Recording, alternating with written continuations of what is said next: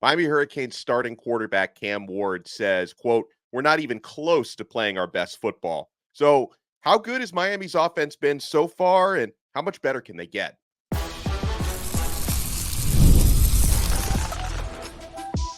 You are Locked On Canes, your daily podcast on the Miami Hurricanes, part of the Locked On Podcast Network, your team every day. I am Alex Dono, University of Miami alumnus, co-host of Locked On ACC, and writer for Canes County on Rivals. And thank you so much to the everydayers for making Locked On Canes your first listen and your first watch today. We're available free wherever you get your podcasts. We're free on YouTube. We're part of the Locked On Podcast Network, your team every day.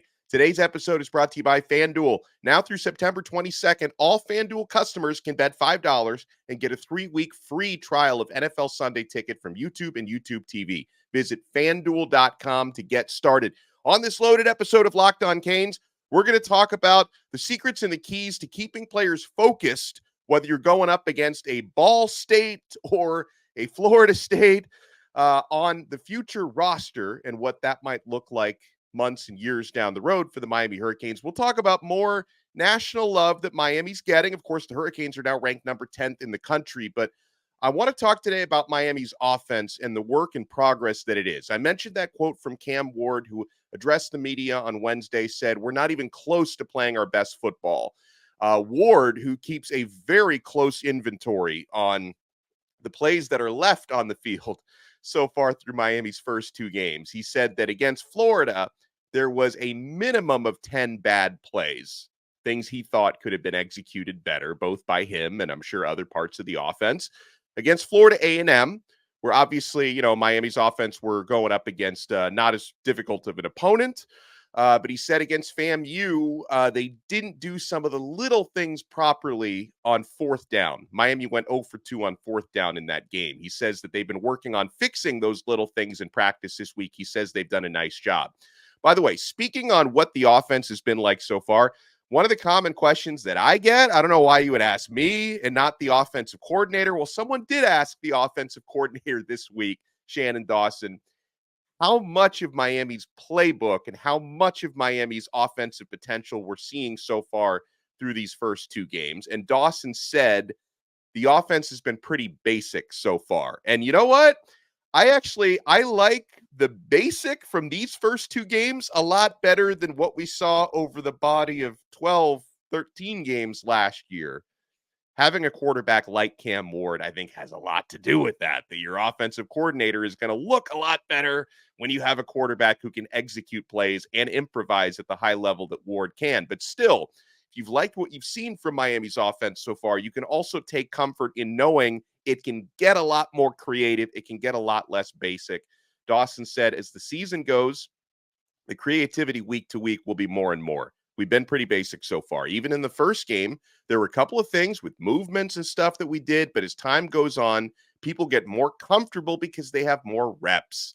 We've got to try to figure out wrinkles to it and just ways to move to it and shift to it and do enough things out of those sets where you're not giving off anything to the defense. That's really the key, he said. So the best is yet to come, and obviously the execution has to be there. But in terms of the offensive wrinkles, we're going to see more. We shall see more. I don't know about this week. Against Ball State, I don't expect to see a whole lot more. But in South Florida in a couple of weeks, home against Virginia Tech in the ACC opener in a few weeks, hopefully the best is yet to come there. Going back to Cam Ward says that he's really put an emphasis on ball security in practices and in off-season workouts. He was asked about what's not really been an issue for him so far this year. He's only turned the football over once. It was one interception in the Florida game. He hasn't fumbled, knock on wood. He hasn't fumbled yet. That was, his issue the last couple of years at Washington State. So Ward talked about putting that emphasis on ball security. And, he didn't say it, but I'll say it, having an offensive line like Miami's, whereas at Washington State, was one of the worst offensive lines in the country. That's not hyperbole. They were ranked in the hundreds in terms of pass protection, going from one of the worst offensive lines in major college football to one of the best. That's also going to make a difference when it comes to fumbling. Ward says that the team has improved their discipline since fall camp. He says creating way less penalties in practice. Yeah, that is obviously something you can see the trends in practice. One of my nitpicky critiques, though, coming out of the 56-9 win against Florida A&M last week was 8 penalties committed in that game, 6 of them in the first half. So in that specific instance, Miami committed too many penalties in the FAMU game. They're actually a lot more disciplined in the Florida game. In the Florida game, Miami was only penalized twice, and neither of those were crowd-induced penalties, nothing pre-snap. So Miami did a great job keeping the penalties down against Florida. Not such a great job against Florida A&M, but Ward did say that that's something he sees improving since he arrived in Miami in January up until now, that they've become a lot more disciplined. And he also says that the communication among teammates is at a really high level. So that's something he feels has come a long way on Miami's offense since he first arrived. Let's talk about some of Miami's offensive statistics. First 2 games in. Disclaimer.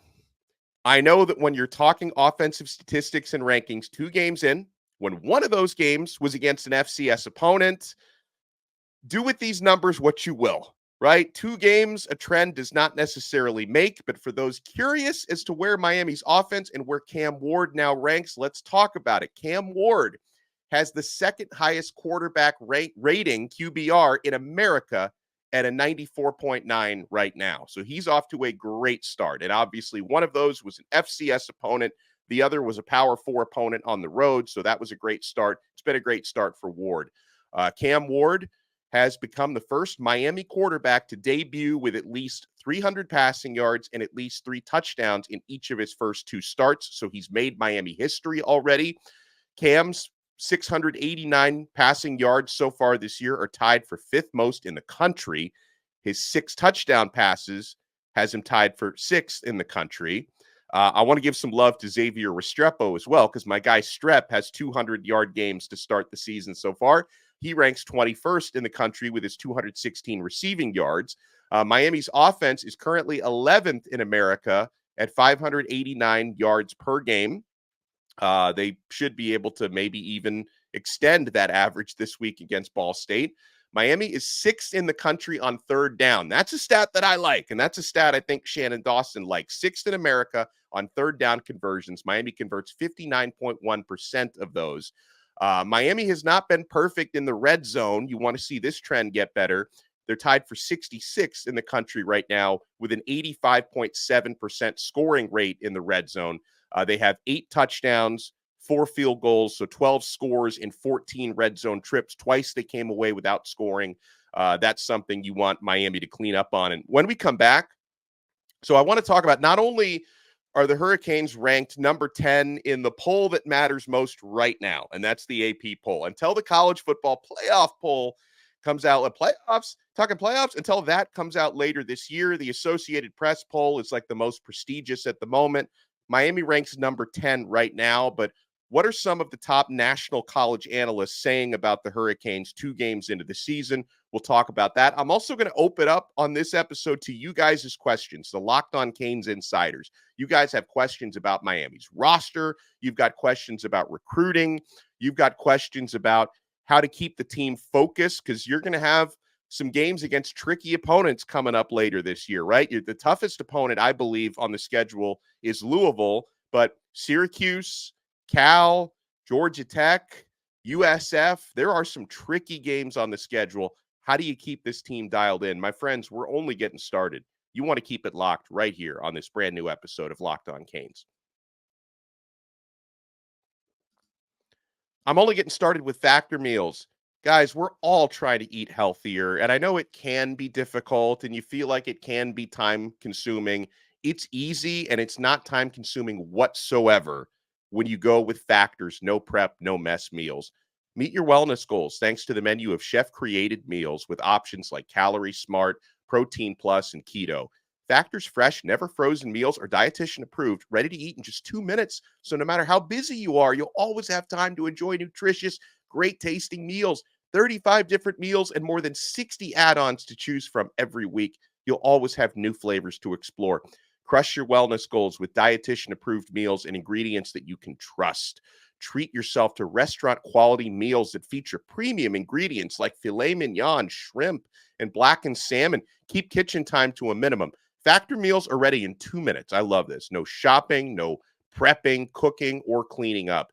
Head to factormeals.com/lockedoncollege50 and use code lockedoncollege50 to get 50% off your first box plus 20% off your next month. That's code lockedoncollege50 at factormeals.com/lockedoncollege50. We are also proudly brought to you by FanDuel. Guys, this is the season to get all the action. College football, NFL football. We're heading into week 2 there. You've heard us talk a lot about FanDuel, America's #1 sports book. We have something a little different for you. Now through September 22nd, all FanDuel customers can bet $5 and get a free 3-week trial of NFL Sunday Ticket from YouTube and YouTube TV.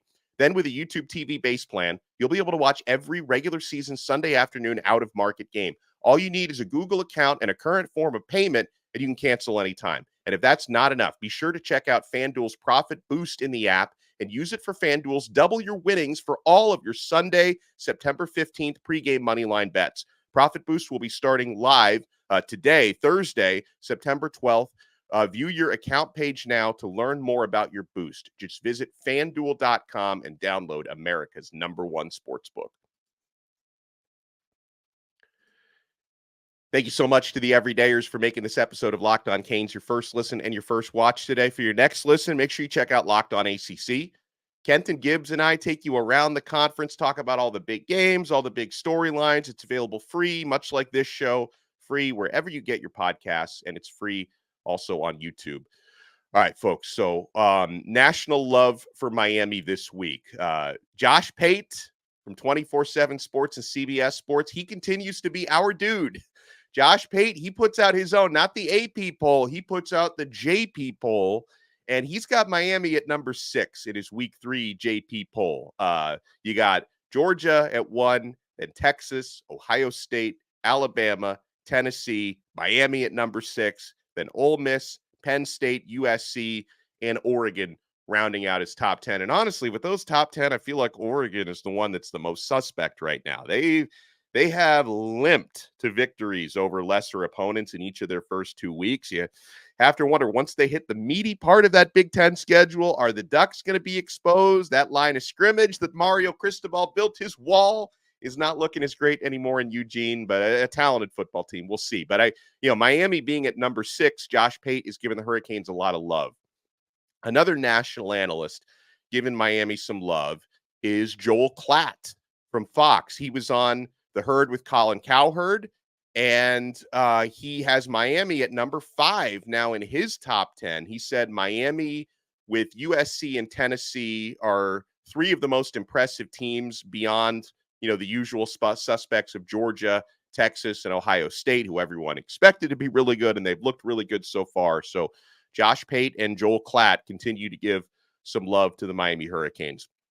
Let's go to some questions from the Locked On Canes insiders. And by the way, if you'd like to become a Locked On Canes insider, where you get text messages directly from my phone to yours, you can sign up and try it free for 14 days. We put the link in the show description below. Click that link, sign up. You get text messages directly from me to you, breaking news, recruiting scoops, one-on-one questions. If you like it, you can opt in for $4.99 a month after you try it free for 2 weeks. If you want to opt out, no sweat. I will not take it personally. So we get this question from Trailblazer6, who says, "Hey, Dono, Coach Cristobal spoke earlier this week with either Joe Rose or on the Mario Cristobal show." I think it was the Joe Rose show because I listened to that interview. He said he talked about how he and the staff already have their roster plans for 2025 and into 2026. With that being said, do you foresee 2026 still being too early for the program to be, quote unquote, 44 deep, like the current Georgia or even Texas rosters? What gaps do you see on the roster that you expect coach and the staff to prioritize? Is it even still practical to be expecting programs to maintain a 44 deep roster in the age of NIL?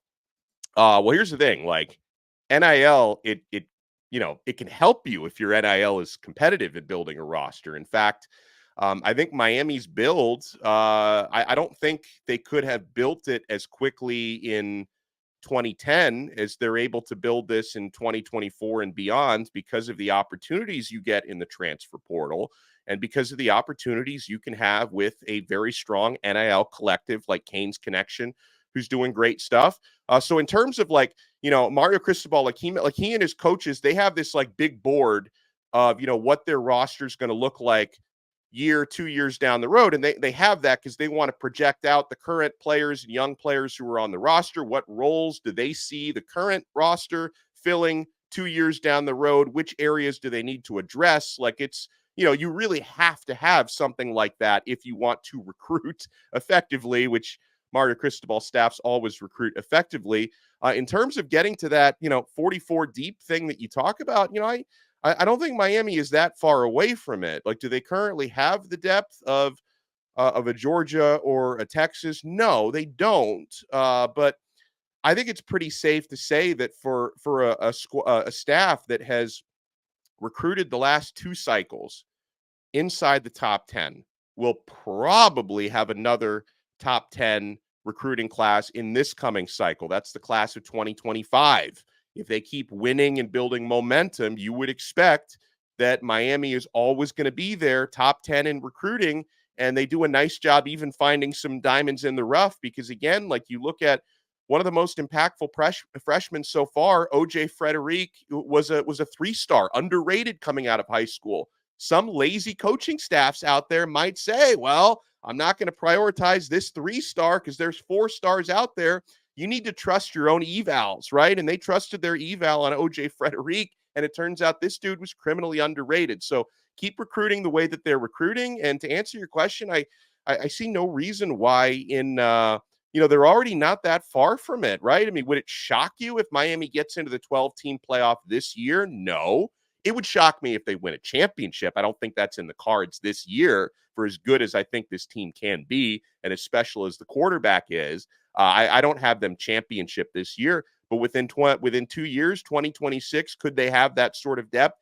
Yes. In terms of areas that they're addressing, the big one the last couple of years in terms of injecting youth into has been the defensive backfield. Like that's the area where, Miami in previous years just wasn't getting enough quality blue chip and quality depth there, but they've been addressing that, right? And in this current recruiting class, when you have guys like Drake Stubbs and Chris Ewald and Amari Wallace and Timothy Merritt, like they've got a good group committed for the defensive backfield. They're still trying to flip DJ Pickett from LSU. We'll see how that goes. So they're trying to address that. Last year there was a need for quality defensive line depth, and they went out and they got the number 1 defensive line class in the country. So I think that those areas that were perceived weaknesses in terms of depth, they've really been attacking them and doing a nice job doing that. So yeah, I mean, to answer your question, I see no reason why Miami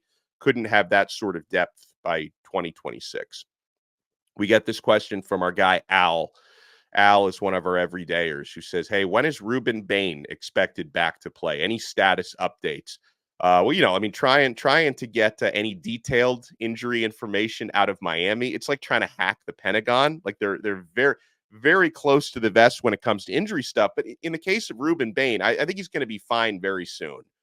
Cristobal said it after the Florida game when he injured the calf. He said this is a soft tissue, 1 to 2 week injury. So, I don't necessarily think Miami is going to need Hurricane Bain for the Ball State game. You might very well need him against USF. So I would probably look at South Florida game a week from this Saturday as being when I would expect to have Ruben Bain back. And man, Tyler Barron has been holding it down. Barron has been holding it down. And so when Bain comes back, do you double team Barron and open it up for Bain? Do you double team Bain and open it up for Barron? And Miami's got other talented edge rushers, of course. So get well soon, Ruben Bain. He might already be well, and I'm looking forward to seeing him back sooner rather than later. We get this question from Americane, who says, with a seemingly, because only 2 games have been played, a pretty soft schedule, how does this coaching staff keep players engaged and focused, he says? How do they keep them from getting too high so that these kids stay at this hungry level with less than stellar competition ahead? He says, don't get me wrong, I'm a believer in any given Sunday or Saturday in this case. So treat every opponent like they're the top of the food chain. Well, first of all, we always talk about like how do coaches keep players motivated. I always ask the question, how do players keep themselves motivated? Because that, when Miami was on top of the food chain in the 80s, 90s, 2001, like you didn't really need Dennis Erickson or Jimmy or Coker. Like these guys didn't need to go into the locker room and say, guys, listen, I know you got Ball State this week, but let's try to play like champions out there. Like the self-motivation, the self-policing, the accountability inside the locker room, that's what fueled it. So I think Miami has a lot of that. When you have a strong leadership council and Cam Ward, he is such a perfectionist and he's so detail oriented. Like try telling that guy, like, hey, Ward, you probably don't need to play that hard this week because you got Ball State. Like it'd be like you're speaking a foreign language to that dude. Like he's going to go out there every game that Cam Ward plays. He's going up against Nick Saban's Alabama in his mind. Like that's just the way that he attacks every game. But as far as like what the coaches can do, I know Mario Cristobal, Alex Mirabal, we talk a lot about his mantras. Like they're very big on playing the game, not the name. That they're not really like mentally approaching it like, okay, well, we got, a good opponent this week, so let's play really hard. We've got an FCS opponent this week, don't have to play. No. They approach it like trying to perfect their own game, no matter who the opponent is, have the same attitude, have the same consistency, no matter who you're playing on any given Saturday. Play the game, not the name. And they're also very big on attacking every single day, right? It's Thursday today. You want to kick Thursday's butt. You want to go out there and be the best you can be on any given day. So there's a lot of psychological stuff that goes into that. But when you have a locker room that holds themselves and each other accountable and just they want to be perfect every single day. Obviously, none of us can actually be perfect, but you strive for that every single day. I think these guys they've got the right attitude and the right approach when it comes to staying consistent. Some of that is from the coaches, but a lot of it comes from the locker room. A lot of it comes from the Wards and the Restrepos, Jalen Rivers, Ruben Bains, Mish Powell's, Kiko Maui Noah, CC Maui Noah. These are the guys that hold themselves and hold each other accountable. We still have a lot more to get to on this episode of Locked On Canes. We got some questions about recruiting and who might be the next one, right? Because we talked this week about recruiting momentum and how Miami actually winning on the field and, Florida and Florida State not winning on the field, at least not as much. Florida did get a huge win over Stanford. But, how Miami can parlay that into recruiting success, but who might actually be the next verbal commit to the Miami Hurricanes. We'll talk about that and so much more. My friends, you want to keep it locked right here. We're not done yet on this brand new episode of Locked On Canes. And I'm certainly not done with LinkedIn Jobs. And if you're a small business owner, you have to take advantage because when you're hiring, you want to find quality professionals that are right for the role. That's why you have to check out LinkedIn Jobs. LinkedIn Jobs has the tools to help find the right professionals for your team faster and for free. LinkedIn isn't just a job board. LinkedIn helps you hire professionals you can't find anywhere else, even those who aren't actively searching for a new job but might be open to the perfect role. In a given month, over 70% of LinkedIn users don't visit other leading job sites. So if you're not looking on LinkedIn, you're looking in the wrong place. On LinkedIn, 86% of small businesses get a qualified candidate within 24 hours. Hire professionals like a professional on LinkedIn. 2.5 million small businesses, by the way, use LinkedIn for hiring. So post your job for free at linkedin.com/lockedoncollege. That's linkedin.com/lockedoncollege to post your job for free. Terms and conditions apply. Thank you for making this episode of Locked On Canes your first listen and your first watch today. Make sure you're also checking out Locked On College Football. Spencer McLaughlin does an awesome job taking you around all the big national games and storylines. Hopefully, Miami is continuing to be a big storyline for Spencer. Check out Locked On College Football. Like this show, it's free wherever you get your podcasts, and it's free on YouTube. Get this question that says, hey, teams like Cal and Syracuse, they both had big wins last week. Yeah, Cal upset Auburn. Syracuse got a big conference win against Georgia Tech. He says Georgia Tech's win over Florida State seems very lackluster now. Auburn is very much in a rebuilding phase. He says, are Cal and Syracuse legitimate ACC contenders? I personally don't think so. I mean, I guess I would tend to agree. Like I wouldn't, on my big ACC bingo card, I don't have Syracuse or Cal playing in the ACC championship game. I've got Miami and Clemson in that game for those who are wondering. But here's the thing, like, and every Miami fan knows this, unless you've been living under a rock for the last 20 years, you know that the ACC, the ACC can be crazy. We don't have the Coastal Division anymore, but it used to be the Coastal was drunk. Any team could beat any other team in the Coastal on any given Saturday. Listen, Miami lost to Georgia Tech last year. We all remember that. Miami's got to go on the road to play at Syracuse this year. Miami's got to go on the road to play at Cal. We just talked in the last segment about the importance of maintaining your focus no matter who you're playing against. If Miami can maintain their focus, they have a better roster than any of those teams that I mentioned. But yeah, listen, Cal, Syracuse, they are capable of beating just about anybody in this ACC, right? They're capable on their best day of beating Clemson. They're capable of beating Miami. So I wouldn't necessarily call them contenders, but you can't take any of these teams lightly. I mean, did Florida State take Georgia Tech and Boston College lightly, or did they just get straight up beat? Either way, it shows you there are teams in this conference that are capable of pulling off big wins. So do not take anyone lightly. Like you, I wouldn't call either of those teams contenders, but those are two teams on Miami's schedule that you can't just automatically pencil those in as W's. Like, you've got to mind your P's and Q's. Kyle McCord, quarterback now at Syracuse. We didn't really believe in this guy transferring in from Ohio State. He's been one of the most successful quarterbacks in the country so far when it comes to the numbers he's putting up. South Florida's own Fernando Mendoza, quarterback at Cal, has been playing absolutely great. And, Cal, one of the most talented players in the country, is their running back, Jaden Ott.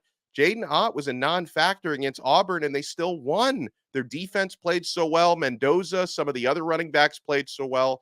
So, yeah, you can't take those teams lightly. Get a question about the tight ends. What are your thoughts on how the tight ends have been used this season so far? I like it. I like the way that Ward has been spreading the football around. Like, we've had multiple impactful catches from Elijah Arroyo, who got in the end zone last week. Riley Williams had a big 27-yard grab to move the chains this past week. That was huge. We're getting Elijah Lofton involved now as a true freshman. He's made some good plays the first 2 weeks. Cam McCormick caught the first touchdown of the season. So yeah, already, like, I feel like in two games, we've seen more from the tight ends than we saw from them in 13 games last year. So I like it. It can, and Coach Dawson, the OC, said the biggest challenge, like, for him as a play caller is, there's only one football. There's a lot of talented playmakers, because that's just the tight ends. I'm not even talking about the receivers and the running backs who can catch passes out of the backfield. So far, I'm very happy with the tight end usage. We get this question from Lamont, who says, which recruit is most likely to commit to Miami next? He says. All right, so we've talked this week about the guys Miami is chasing. You have 5-star top defensive lineman in the country, Elijah Griffin, is visiting this weekend. I like the way Miami's putting in the work and chipping away there. Georgia seems to be the prohibitive favorite. Miami is trying to change that narrative. Keep working with Elijah Griffin, but I don't think he's going to be next. He's either going to wait until signing day, December 4th, or he mentioned he might make a commitment somewhere. And I'm not even projecting Miami to land this one, but the earliest you would even find out for Elijah Griffin would be October 12th on his birthday. DJ Pickett, same thing. Miami is working on flipping Pickett from his verbal pledge to LSU. I don't think you're going to get anything set in stone either way, win or lose, until early signing period, December 4th. So that's one Miami's going to have to keep chipping away on.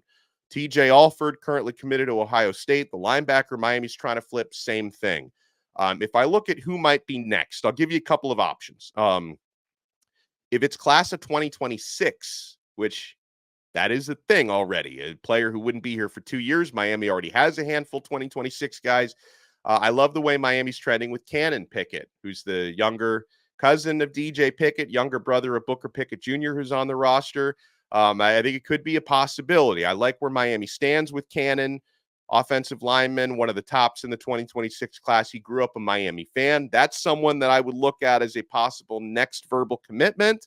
Another one that I would look, class of 2025. I don't know. I don't know when he's planning to announce anything, but I like the way Miami's trending with Kellen Wiley, a rising linebacker from Armwood. He's a high school teammate of Gerard Pringle. Kellen Wiley is someone who was just visiting Miami this past weekend. The Hurricanes seem to be making moves with. So I would look at two of those guys. We also see Jabari Brady, class of 2026 receiver, who has been projected to pick Miami. You wonder if that one could pop at any point soon. Again, that would for him or for Cannon, those would be like very early verbal commitments for the class of 2026. But when you start to see those crystal balls come in, it makes you wonder. So those are some of the options I think that could be potential next commits for Miami. We get this question from Jay Mills, who says, is it too early to start looking forward to next year on potential transfer portal quarterbacks? If so, who might they be? You know what? I was going to answer this question, but I think I'm going to take a pass because I don't think it would be I don't think it would be fair in week 3 of the 2024 season to start talking about possible transfer quarterbacks for 2025. Jay Mill, I I love you and I respect your question. I am going to respectfully decline to answer. We'll circle back to this one at the end of the season. And again, like I'm not even 100% sure Miami does get a transfer for next year because, you will have a bunch of quarterbacks on the roster next year. Emory Williams, who's redshirting this year. Reese Poffenbarger has another year of eligibility. Judd Anderson's going to be in his second year next year. Luke Nickel is a very promising freshman coming in. So I don't even know for sure if Miami's going to go to the portal. They might, as far as who they might go after. I've got some names in mind, but I'm going to make you guys wait. I'm going to make you guys wait till the end of the season. If you're watching us on YouTube, make sure to hit that like button, smash that. My earpiece keeps falling out. The earpiece is gone. We roll on. Thank you guys so much for making Locked On Canes your first listen and your first watch today. Smash that like button, subscribe on our YouTube channel. If you listen to the audio version, make sure you subscribe on Apple Podcasts, Spotify, wherever you get your pods. And we'll talk to you again tomorrow. We'll talk to you guys with the Postcast King. We're going to be joined by our guy, Jim Greasehopper. Grease is going to join us tomorrow to help us set the table for what we need to see from the Hurricanes against Ball State, 3:30 p.m. on Saturday. We'll talk to you Friday on another episode of Locked On Canes, part of the awesome Locked On Podcast Network. Your team every day.